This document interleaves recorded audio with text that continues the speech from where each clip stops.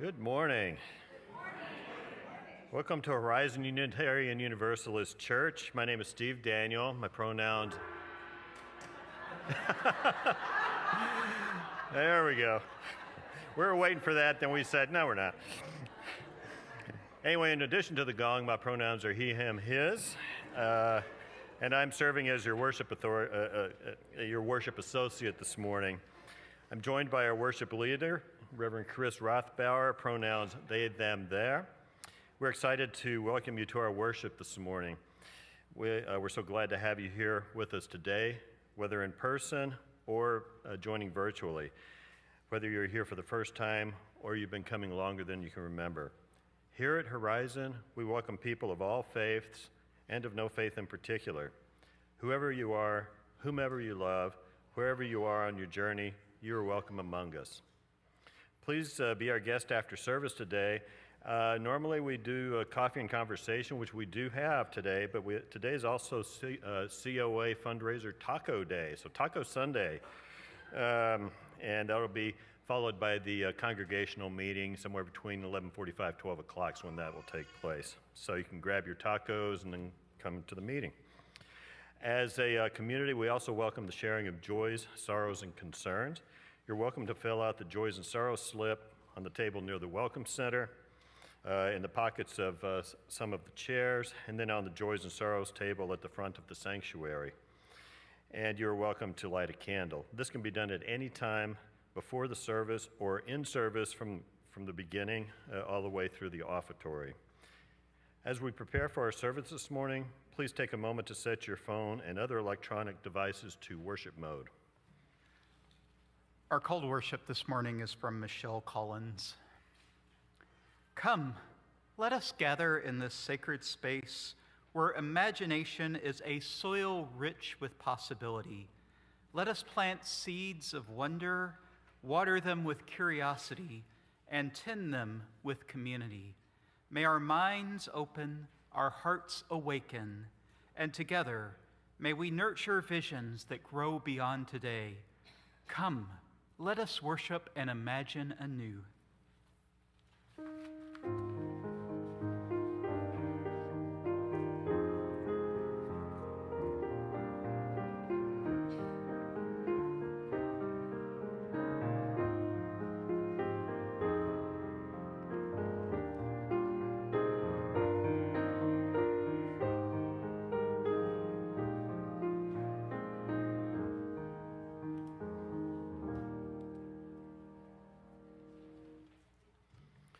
Our chalice lighting this morning is from Leslie Takahashi.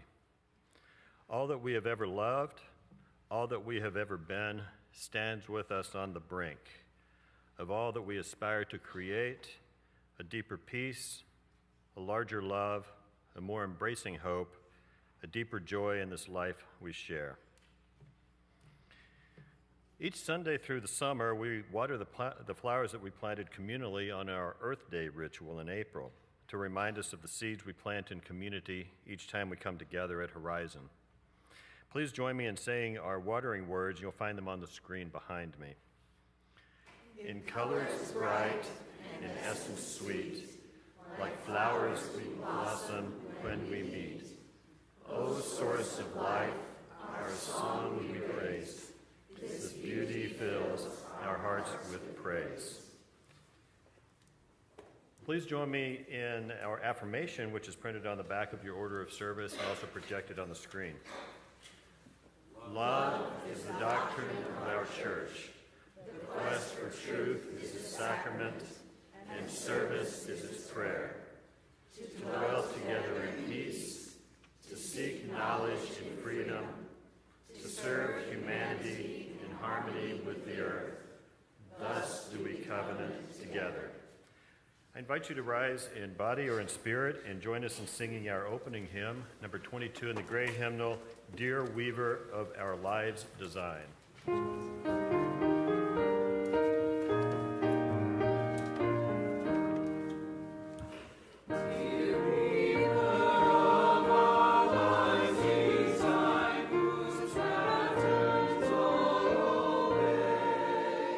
With skillful fingers gently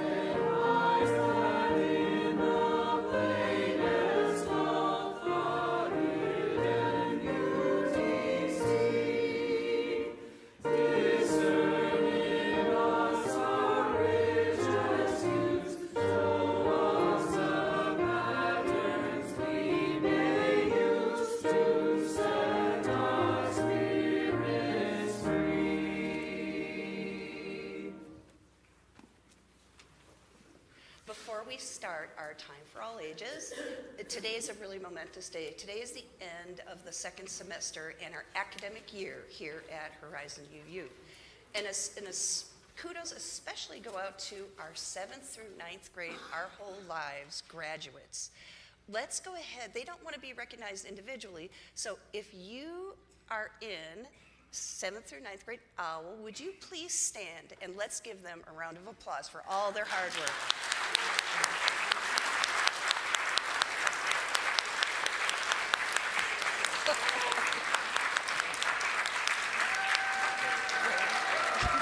Oh, you're embarrassing them. And thank you. There's a couple who did not stand, or I saw them in the lobby and they turned around and went the other direction. And now I'd like to invite Reverend Chris to help us tell a story together. Well, hey there, Reverend Chris. You know, I love this whole theme of imagination that we're doing this month. And I know both of us really use imagination in our work. Like, I imagine you use your imagination for writing sermons and things like that. Are there any other like creativity or imaginative practices you have? Yeah, well, one of my big imaginative practices is writing. I talk about my degree in philosophy a lot. I don't get to talk about my degree in English with a writing focus a lot. I wrote a lot of fiction in college and really went to seminary and didn't get to do that a whole lot because I had a lot of research papers to do. But besides that, I also, some of you know, I like to do labyrinths. In fact, I'm a labyrinth facilitator. That is a very creative practice if you've never done it. And I know I talked about it just last month, so I promise this isn't going to come up in every service now, but it takes a lot of creativity to rock climb because you have to figure out where your hands and your feet are going all at once, where to look, how to breathe. My goodness, it's a lot. And you saw what could happen with Calvin when it doesn't all come together. That's right. And well, for me, a lot of my creativity comes out in gardening. And Steve will attest to that. And you know, and so I wonder how you all in the seats, I wonder how you use your imaginations. I know we have musicians, we have some painters and other artists, but you know, you do not have to be an artist to use your imagination. Would somebody just raise their hand and tell me maybe how they use their imagination in their everyday life, in their work, in their play? Cooking, for sure, yes. How about some other people? Teaching, I hear ya. So on the piano, if I don't know where the note is at, I just use the closest good sounding note. Okay, that's right. So playing the piano, and if you can't find the right note, you find something that sounds really good.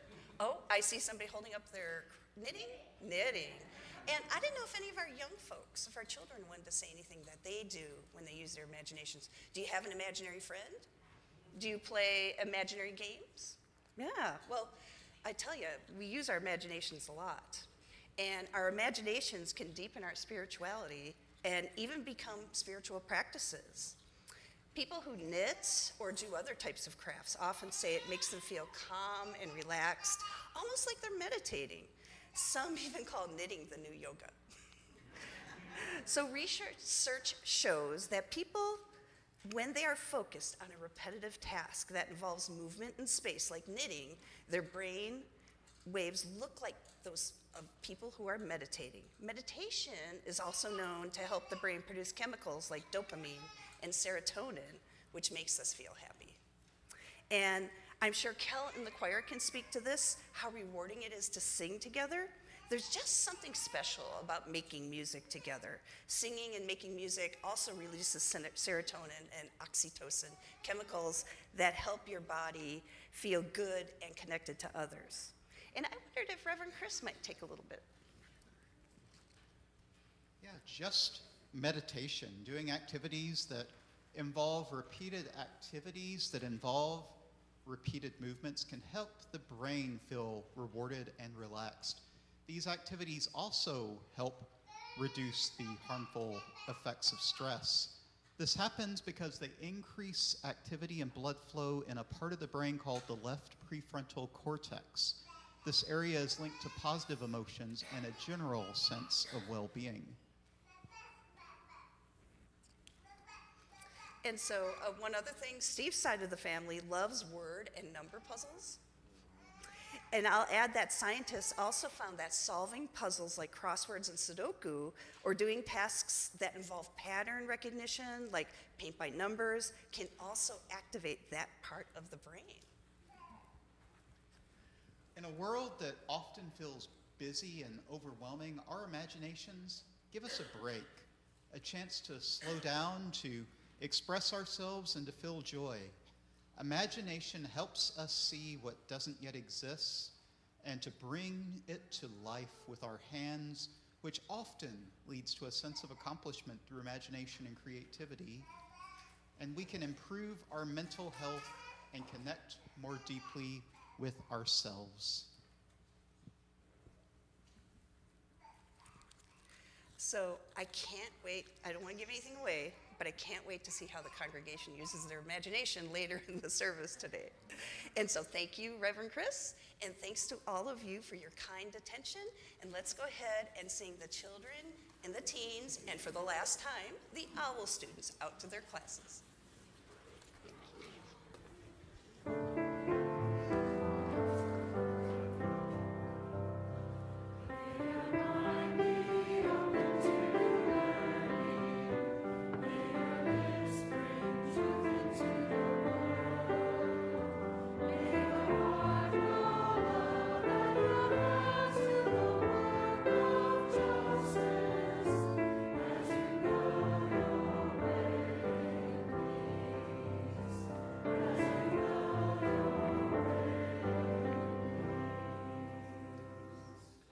Horizon leaders, both volunteers and staff members, work diligently throughout the year to be careful and attentive stewards of the congregation and its funds.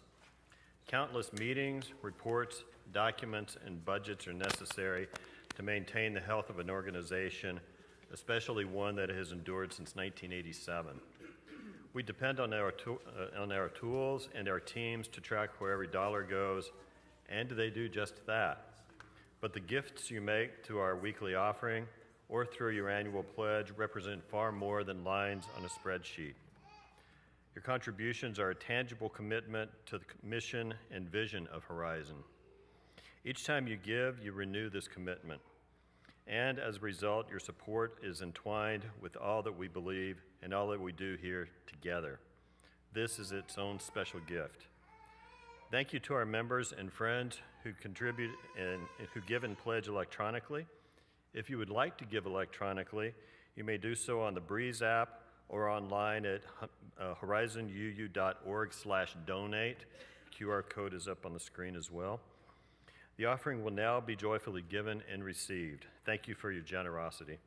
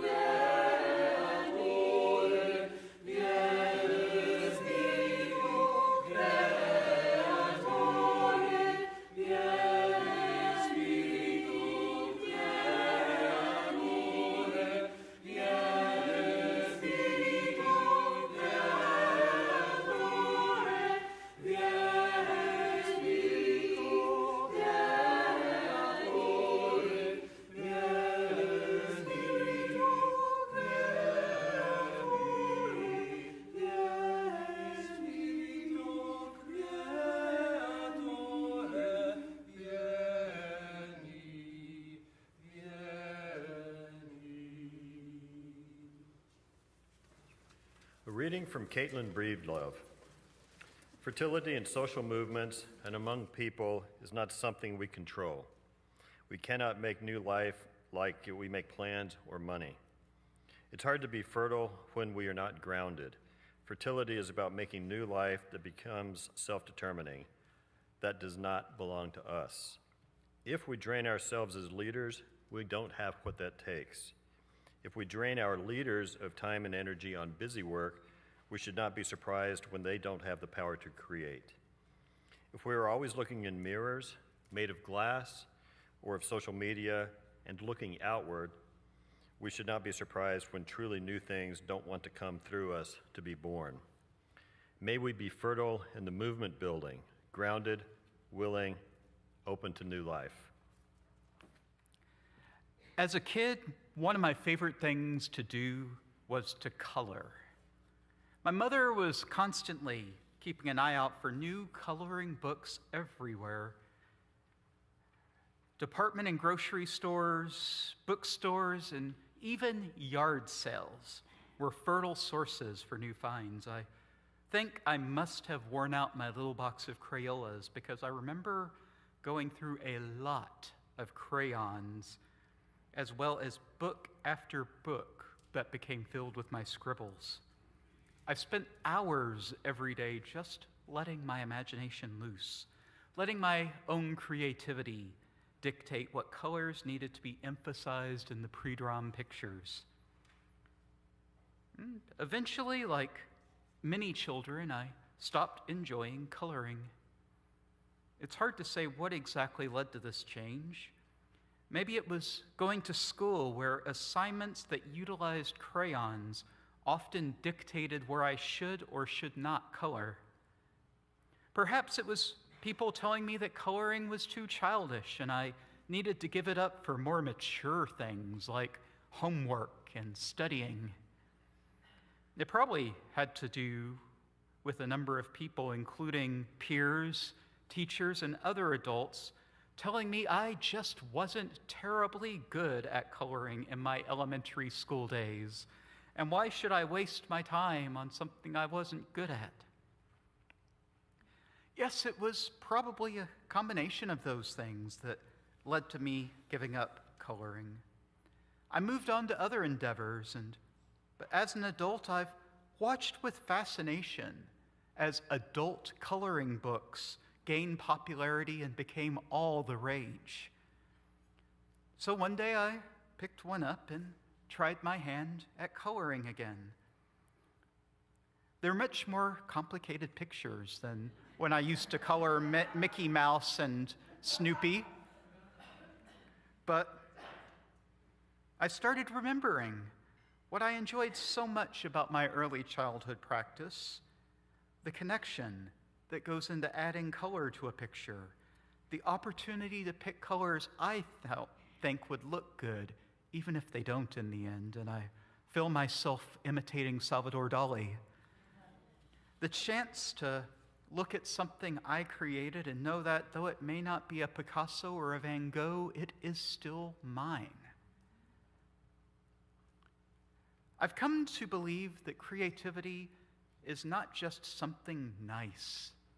It's critical for our flourishing as humans. As Maya Angelou put it, everyone born comes from the Creator trailing wisps of glory. We come from the Creator with creativity. I think that each one of us is born with creativity.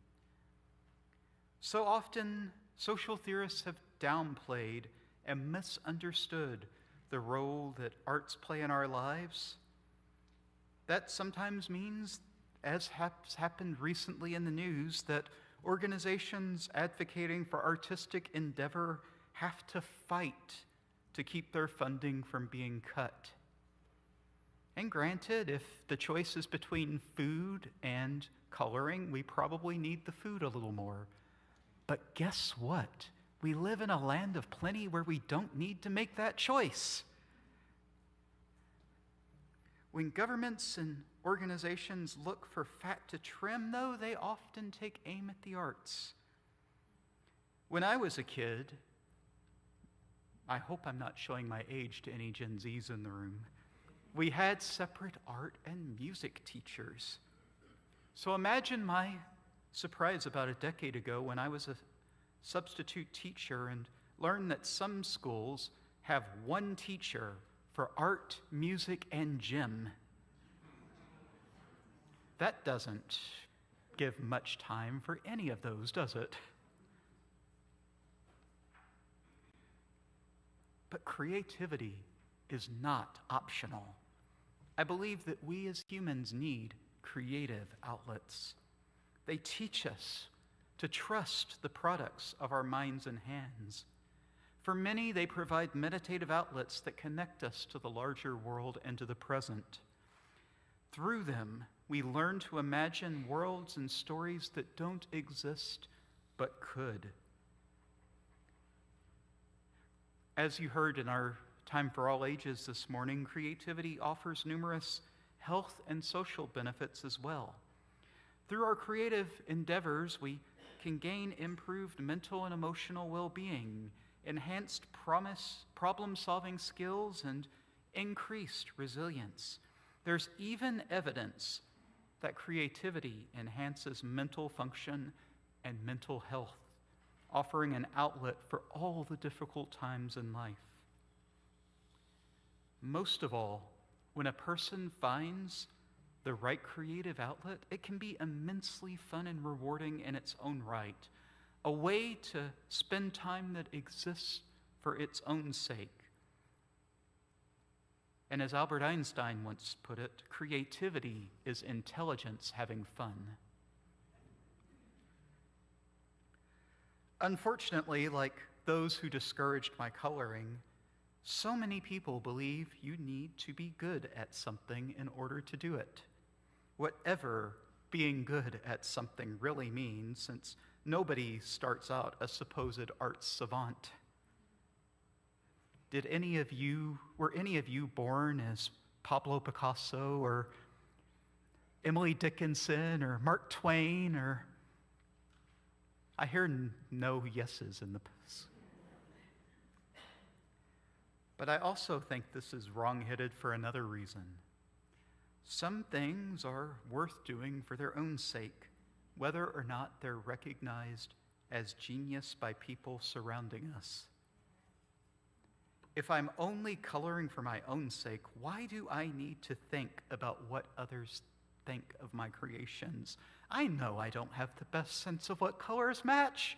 This is a truth about me, and yet I can still enjoy it anyway. But unfortunately, this has happened to me over and over and over again, and I suspect I'm not alone. I was told I'm not a very good singer. In fact, I was told by someone once that I should not sing for the sake of their ears. So I became self-conscious and didn't try to learn how to express myself musically, despite really enjoying music. Kel can tell you all about that from worship planning meetings. Someone says my drawings are terrible, so I don't bother trying to figure out what's wrong, even though it's probably a technique issue.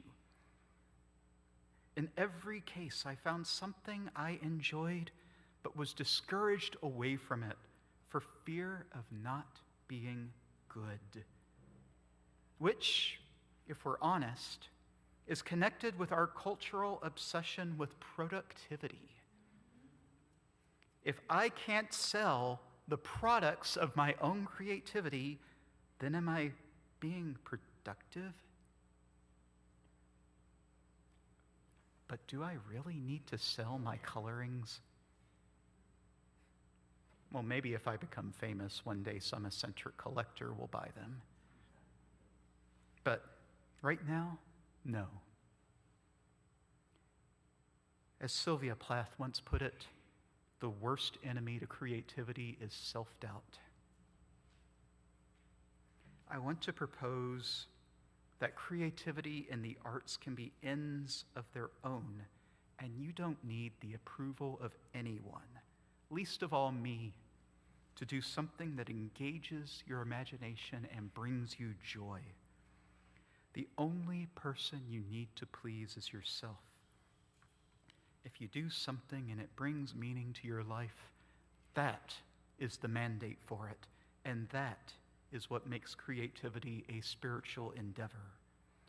When it helps bring some sort of purpose that engages the body, mind, and soul. I invoked Salvador Dali earlier, but he had this to say: don't be afraid of perfection. You will not achieve it. Through creativity, I've learned that it's okay to be me. I don't have the same artistic talents or musical talents or such of countless famous people, but that's okay. I'm not trying to be them. I'm simply me, a person with inherent worth and dignity, and the products of my imagination are mine and mine alone, even if they'll never be recognized as art by anyone except me. If you doubt this, remember Emily Dickinson never saw a poem published until after her death. If you feel like you're going through a creative doubt, sometimes it's about finding the right one to fit in your life, and that often takes practice and patience. I still don't color often today. I must confess that some of those adult coloring books wear out my mind. But I find myself writing quite a bit. And as you heard, I do consider rock climbing a form of creativity, since it requires me to figure out puzzles that require creativity to discern. But whatever you choose, may your creativity abound and unlock possibilities in your imagination that you can only now scarcely imagine. And don't ever let anyone take your creativity away by telling you you're not good enough to let your imagination shine. May it be so. Will you please join me in the doxology? You'll find the words projected on the screen behind me.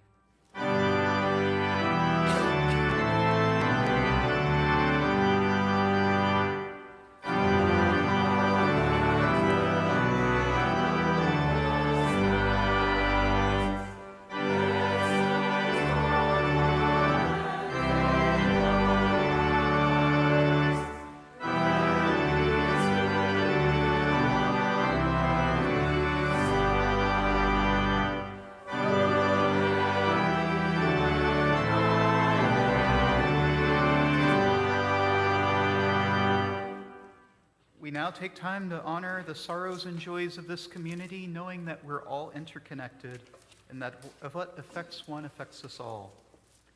The Radical Welcome Task Force shares that May 19th was International Day Against Homophobia, Biphobia, and Transphobia. It commemorated the 1990 decision of the World Health Organization to remove homosexuality from the list of mental disorders.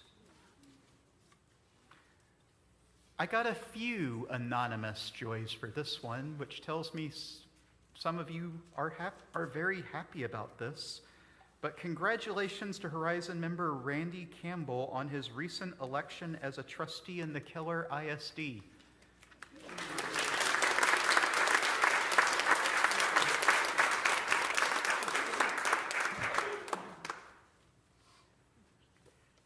And a joy from Madeira and Michael McKee. Our son Dylan, raised here at Horizon, graduated from the University of North Texas. Please send blessings, prayers for his gainful employment in the very near future.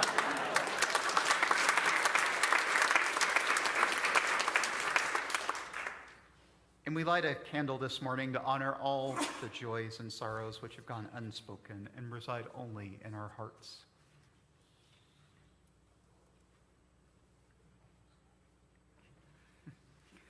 Please join me in the spirit of prayer or meditation in whatever way feels right with these words from Israel Bufrardi.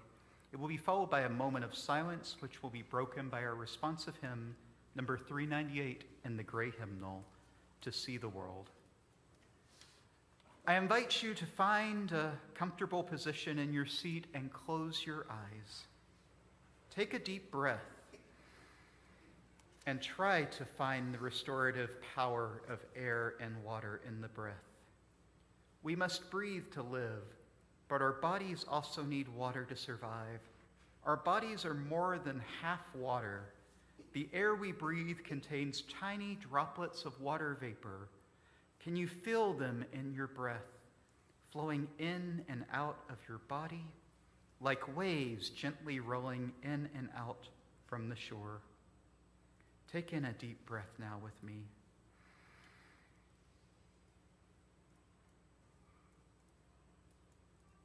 Now notice your feet on the floor. Feel your connection to this meeting house, to its foundation grounded in the earth, connecting us to the generations who have gathered here with us, ancestors whose presence lingers in this sacred space. What dreams and visions did they pursue here? Now imagine these ancestors calling on us to create a new community. What sort of community will we create? As we breathe, may we feel the rhythm of our breath, like the powerful waves crashing on the shore, turning and tumbling the largest boulders into the tiniest grains of sand. And as we breathe in, may we feel the restorative power of air and water nourishing the cells of our bodies, giving us the power to pursue our wildest dreams for our community and our world. And as you breathe, notice the sounds coming in like the whistle of the mighty ocean, out like the crashing of powerful waves. Let us breathe and make those sounds together now as we find our strength to begin the work of creation.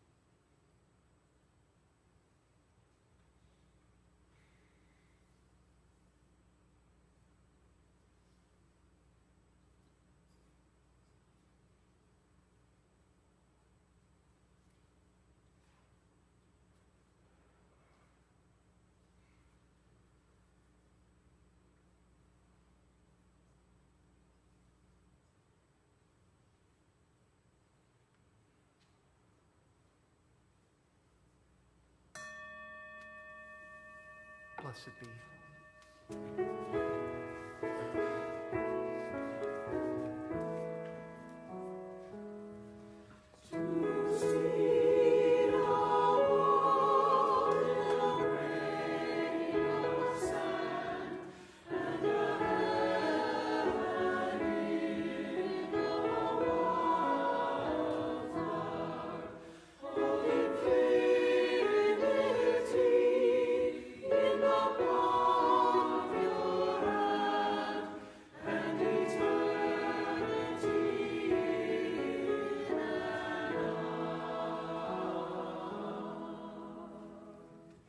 A reading from Emily Richards. Some stories begin once upon a time or long, long ago, but other stories begin here and now. Those stories don't always have a clear direction. Sometimes they don't even have a clear beginning. What they do have is possibility. Those are stories still in the making. stories that have yet to be fully written, stories with the potential to create change for good or ill. We don't know how the story ends until we get there, but we can decide what words we use to write these stories. Words like hope, kindness, gratitude, peace, courage, perseverance, joy, and love. Above all else, love.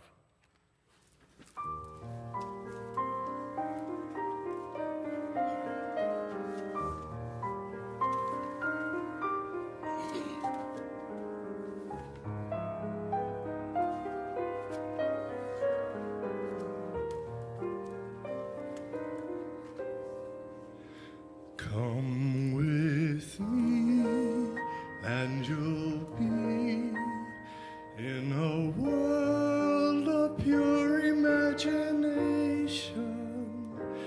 Take a look, and you'll see into your imagination. We'll begin with a spin, traveling in the world of my creation. What we'll see will defy explanation.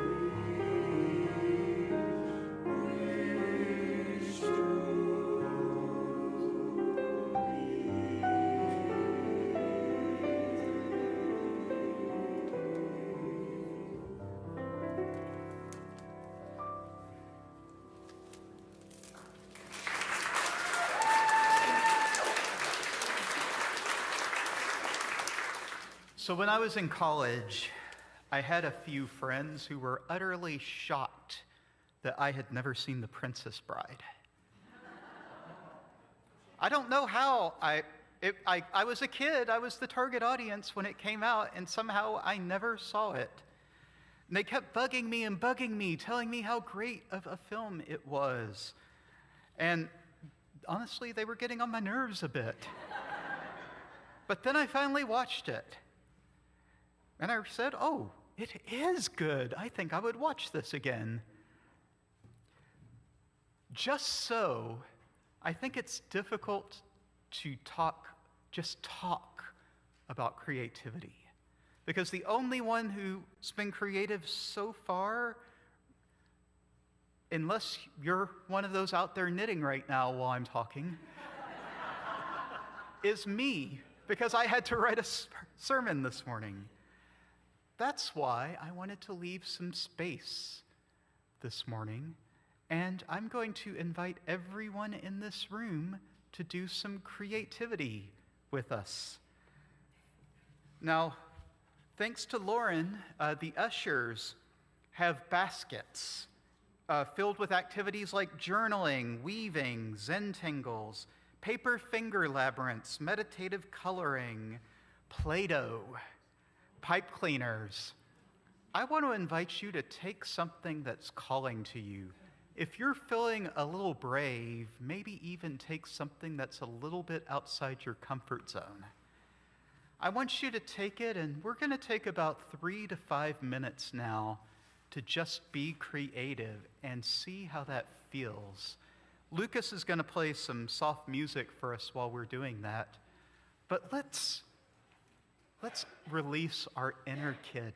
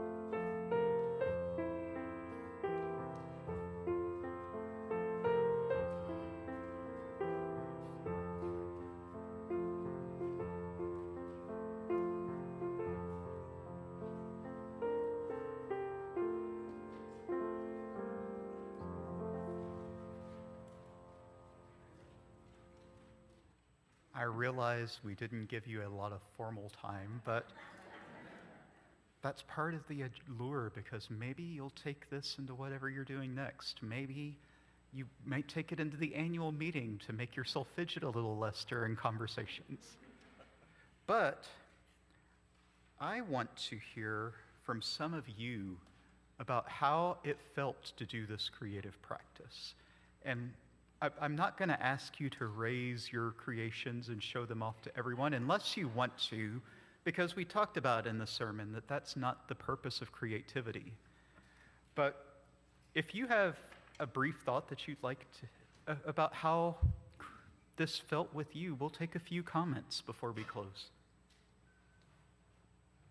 Just raise your hand and I'll come to you.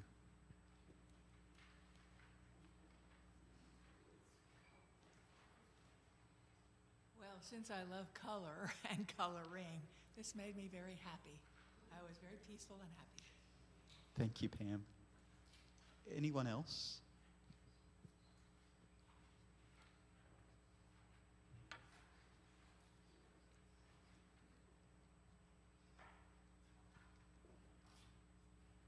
Now I know I can bring my crocheting on Sundays.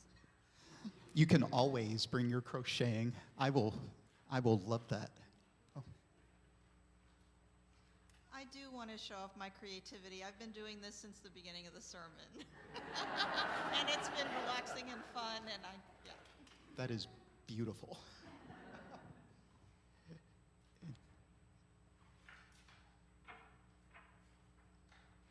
So I was feeling a little tense because I taught a class this morning, so I was a little nervous.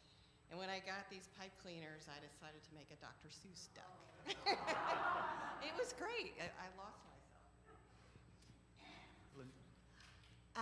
I also teach Zentangle at times, and somebody always says, I'm not creative. And I always say, how can you not be creative? Because you were created in the image of the great creator. Thank you. I really like having any excuse to put a non-binary flag on something. I love it.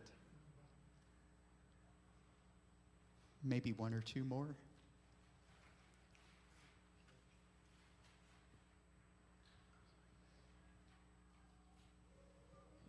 For me, part of creativity is not just looking at something, but truly viewing something. Seeing details that you've never seen before if you just look at it. And Kent, if you don't mind me tooting your horn, if you like the wall art that's up around the room, Kent has been coordinating that. And so you can thank him for that bit of creativity in seeing that.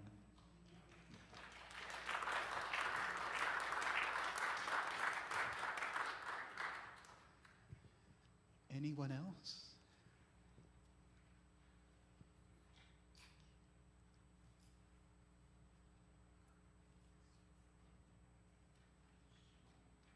Okay.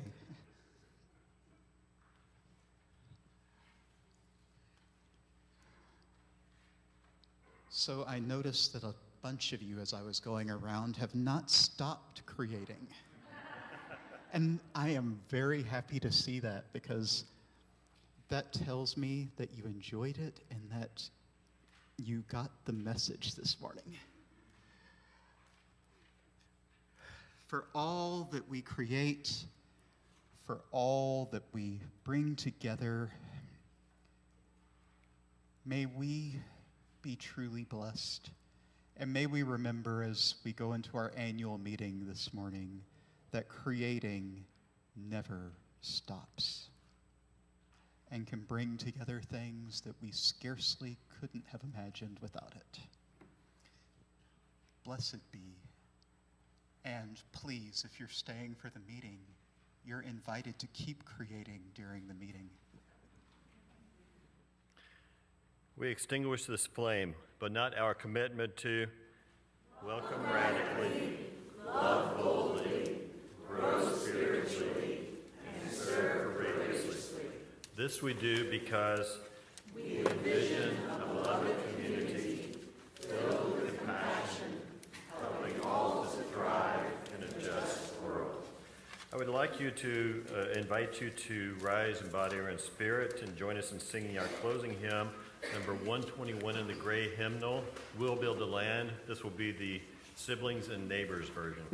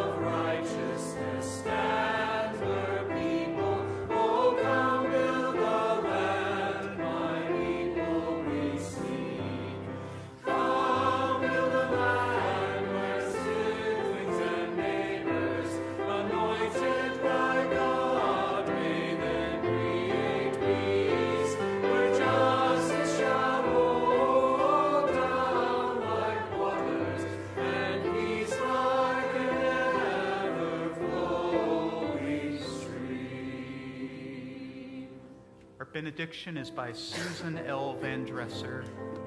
Let us sing of the magic of imagination by which we know one another and learn the lives of eras gone by. Let us sing the magic of creation by which we build the world of our soul and teach its wisdom to others, young and old. Let us sing the magic of our lives together, holding and shaping by the movement of breath from heart to lung, all new life that is to come. Go now with singing. Go now with magic in your fingertips. Touch this world with life. We take the fire within and share it with others as we go. Amen. Blessed be, and go in peace.